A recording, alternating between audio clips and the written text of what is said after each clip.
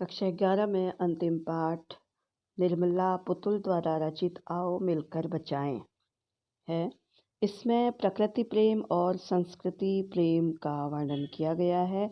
संथाल क्षेत्र की कवियत्री झारखंड के संथाली रंग और वहाँ की जीवन शैली को बचाना चाहती हैं।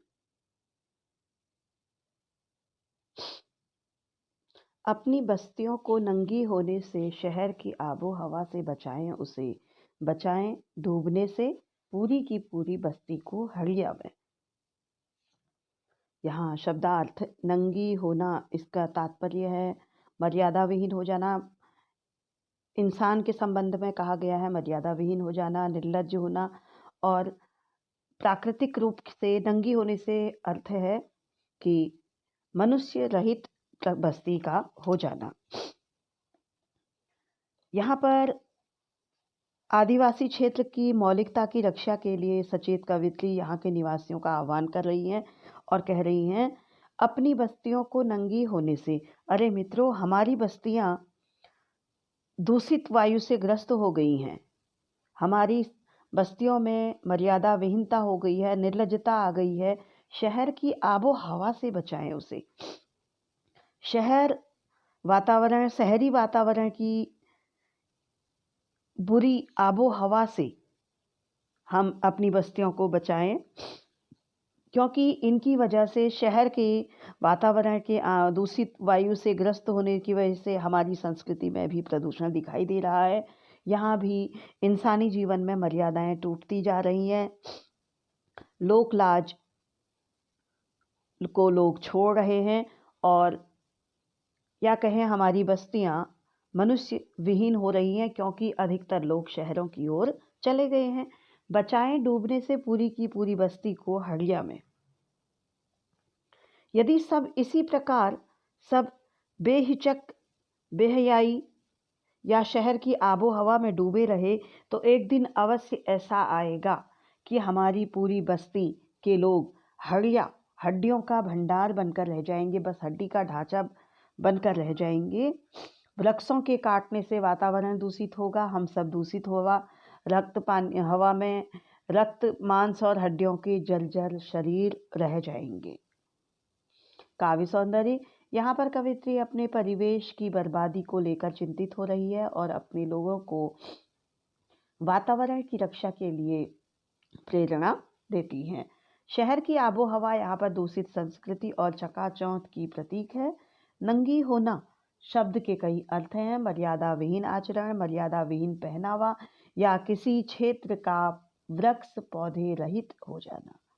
हड़िया शब्द सर्वनाश का प्रतीक है। जब व्यक्ति नशे का आदी होता है तो उसका शरीर हड्डियों का ढांचा बन जाता है। उसी प्रकार बाहरी वातावरण से संस्कृति भी शक्तिहीन और निस्तेज हो गई है।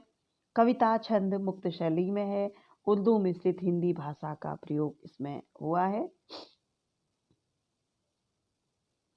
अपने चेहरे पर संथाल परगना की माटी का रंग, भाषा में झारखंडीपन, ठंडी होती दिनचर्या में जीवन की गर्माहट, मन का हरापन, भोलापन, दिल का अक्खड़पन, जुझारूपन भी। अब यहाँ पर कवियत्री अपने क्षेत्र की मौलिकता और प्रकृति की रक्षा के लिए वहाँ के लोगों का आह्वान कर रही हैं कि मैं चाहती हूँ कि हम अपने चेहरे पर संथाल परगना की माटी का रंग, मैं चाहती हूँ कि हमारे झारखंड के लोगों पर शहरी आबो हवा का कोई प्रभाव न पड़े। यहाँ के लोगों के चेहरों पर संथाल परगना की मिट्टी का स्वाभाविक रंग हो, अर्थात संथाल के क्षेत्र की विशेषताएं लोगों में बनी रहें। भाषा में झारखंडीपन, झारखंडी स्वभाव नष्ट न हो, वो अपनी बोली को ना भूलें। ठंडी होती दिनचर्या में जीवन की गर्माहट, शहरी जीवन के प्रभाव से यहाँ के लोगों के जीवन में एक ठहराव आ गया है। दिनचर्या सीमित हो गई है, लोगों के जीवन में उत्साह नष्ट हो गया है। ऐसी इस ठंडी दिनचर्या में, उत्साह विहीन जीवन में, जीवन की गर्माहट को बनाए रखना चाहिए।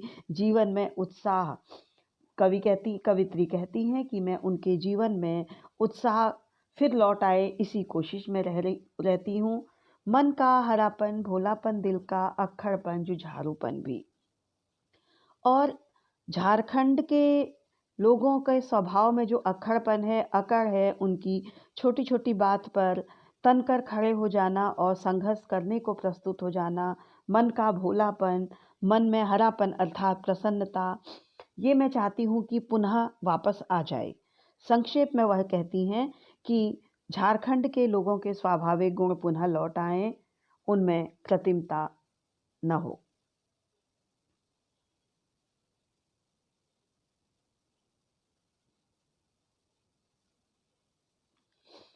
कवित्री का अपनी प्रकृति और परिवेश के साथ जाति संस्कारों के प्रति प्रेम प्रकट हुआ है। माटी का रंग सांस्कृतिक विशेषता का प्रतीक परिचायक है। ठंडी होती दिनचर्या स्थिर जीवन का प्रतीक है। मन का हरापन, मधुरता, सरसता आदि को अभिव्यक्त करता है। काव्य की भाषा बहुत सरल है। भीतर की आग, धनुष की डोरी, तीर का नुकीलापन, कुल्हाड़ी की धार, जंगल की ताजा हवा, नदियों की निर्मलता, पहाड़ों का मौन, गीतों की धुन, मिट्टी का सौंधापन, फसलों की लहलहाहट। यहाँ पर कवित्री अपने क्षेत्र के लोगों से प्रदेश की पहचान और प्राकृतिक परिवेश को पुनः लौटा लाने का आग्रह कर रही हैं। वह चाहती हैं कि झारखंड के लोगों के जीवन में उत्साह की ऊर्जा बनी रहे, भीतर की आग अर्थात उनके मन में उत्साह और ऊर्जा बनी रहे, उनकी उमंग नष्ट न हो, उनकी धनुष की डोरी, तीर का नुकीलापन यथावत बने रहे, उनकी कुल्हाड़ी की धार भी बनी रहे। आशय यह है कि झारखंड प्रदेश के मूल निवासी अपनी परंपरागत जीवन शैली को ना छोड़ें। जंगल की ताजा हवा, नदियों की निर्मलता, पहाड़ों का मौन, गीतों की धुन, यहाँ का प्राकृतिक स्वरूप भी ज्यों का त्यों बना रहे। जंगल की ताजी हवा, नदियों की पवित्रता, पहाड़ों का शांत वातावरण, पहाड़ी गीतों की मीठी बोली, लय, तान, मिट्टी की स्वाभाविक सुगंध और लहलहाती फसलों की खुशबू ज्यों की त्यों बनी रहे, उन पर शहरी जीवन का प्रभाव न पड़े, ऐसा कवित्री लोगों से आग्रह कर रही हैं। काव्य सौंदर्य। कवित्री लोक जीवन की सरलता और सहजता को सुरक्षित रखना चाहती हैं।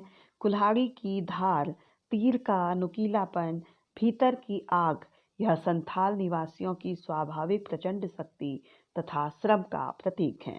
भीतर की आग मन के उत्साह और उमंग को बताती है। पद्यांश की भाषा सरल